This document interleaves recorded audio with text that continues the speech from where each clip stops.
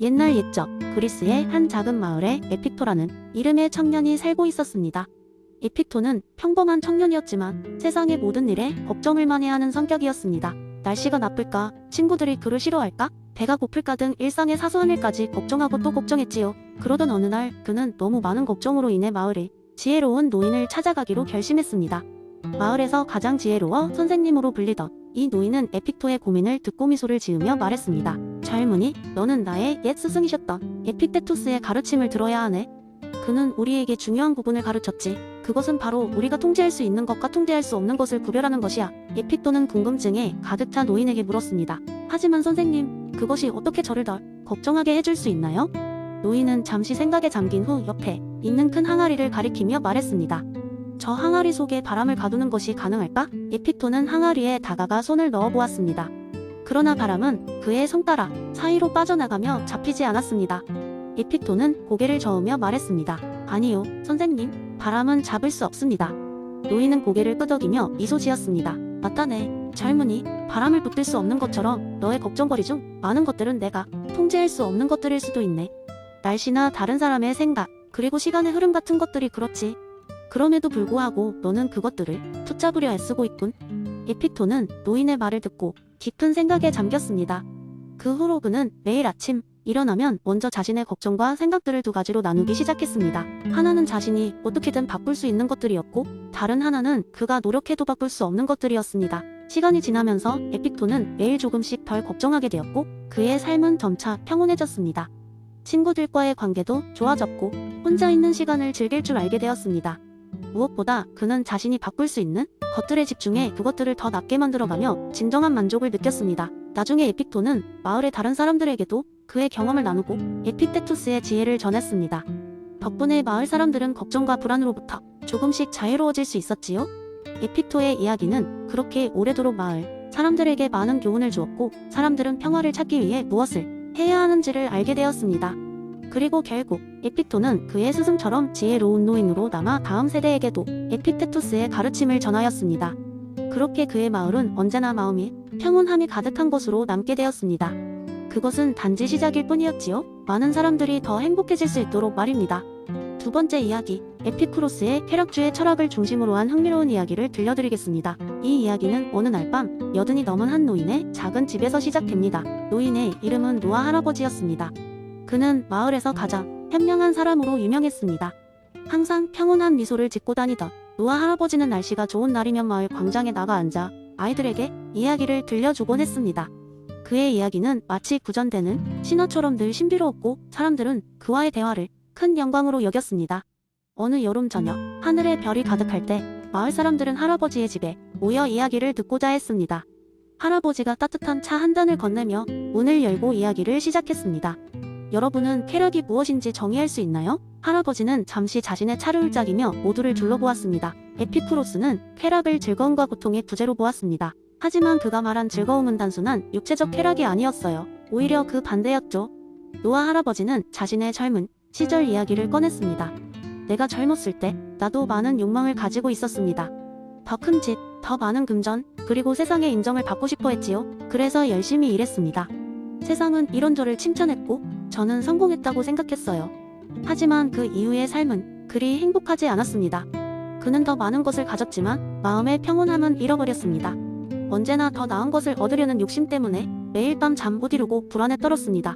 그때 깨달았죠. 진정한 쾌락은 소소한 것에서 오는 것이라고. 노아 할아버지는 어느 날 산책을 하던 중 우연히 부서진 벤치에 앉아 멍하게 하늘을 올려다보았습니다. 구름 사이로 비치는 햇살과 잔잔한 바람이 그의 얼굴을 스쳤습니다. 순간적인 고요함이 그를 감쌌고, 그 순간 그는 진정한 평온을 느꼈습니다. 그것은 그동안 쫓아왔던 어떤 것보다 더 값진 경험이었습니다. 그때부터 나는 다른 길을 선택했습니다. 마을 사람들과 나누는 작은 대화, 매일 마시는 한 잔의 따뜻한 차, 그리고 별이 가득한 밤에 들려오는 산들바람 소리에 감사하기로 했죠. 그것들이 나에게 진정한 쾌락이 되어 주었습니다.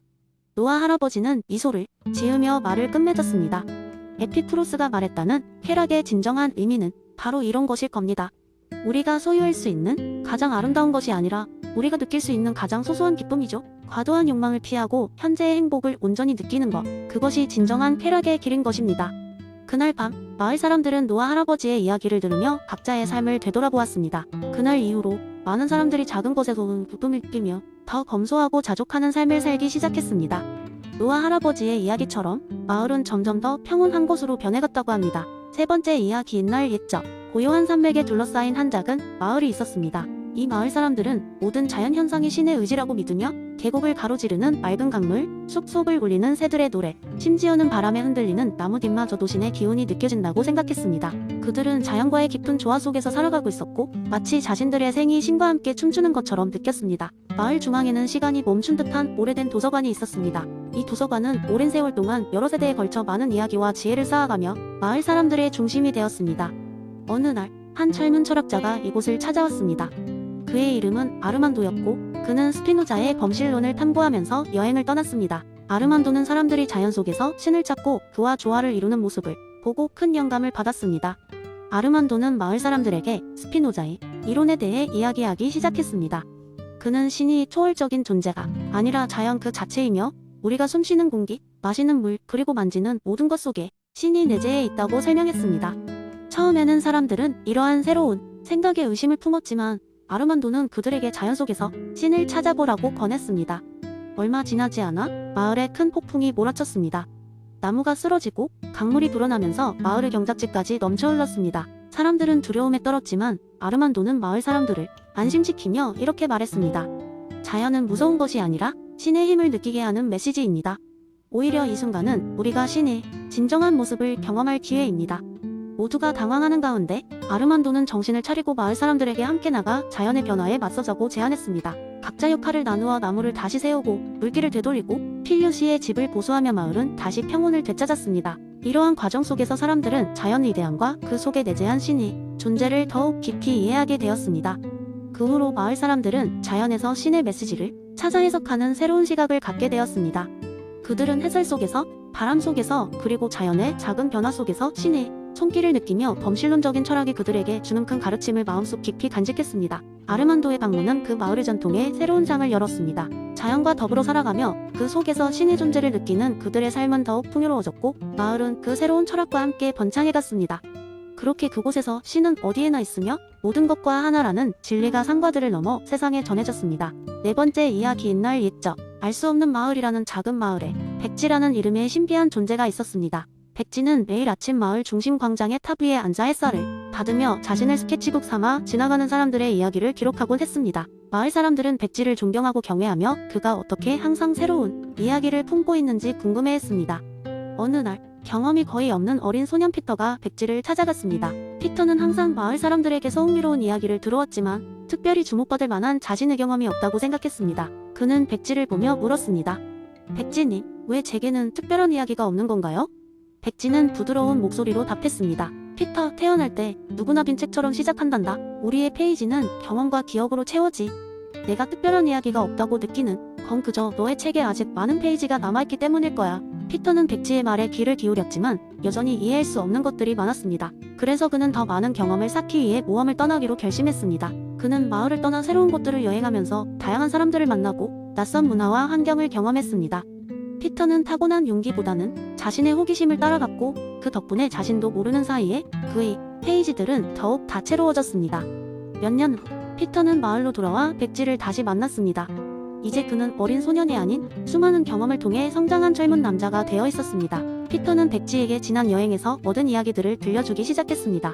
그의 이야기는 마을 사람들에게도 전해져 큰 영감을 주었고 그들은 피터의 모험에서 각자의 교훈을 얻었습니다. 백지는 만족스럽게 미소 지으며 말했습니다. 이제 알겠느냐? 피터, 우리의 마음은 빈책이지만 환경과 경험을 통해 스스로를 채워가는 것이라고. 내가 느끼고 배운 모든 것들이 너의 이야기와 지혜가 되어 다른 이들에게도 비춰지는 거야. 이렇게 피터는 존 루크의 타뷸라 라사 이론을 바탕으로 자신의 삶을 풍부하게 만들어갔고 그가 경험한 새로운 것들이 곧 마을의 새로운 지식과 이야기가 되었습니다. 마을 사람들은 점차 백지가 주는 메시지를 깨달았고 그들 스스로의 무한한 가능성을 믿게 되었습니다. 결국 피터와 마을 사람들은 모두 각자의 백지 위에 저마다의 이야기를 써 내려갔습니다. 그들의 삶은 타뷸라라사가 증명하듯 경험으로 가득 찬 다채로운 모자이크가 되었고 매일 새롭게 채워지는 페이지는 그들 각자의 성장과 변화를 기록해 나갔습니다.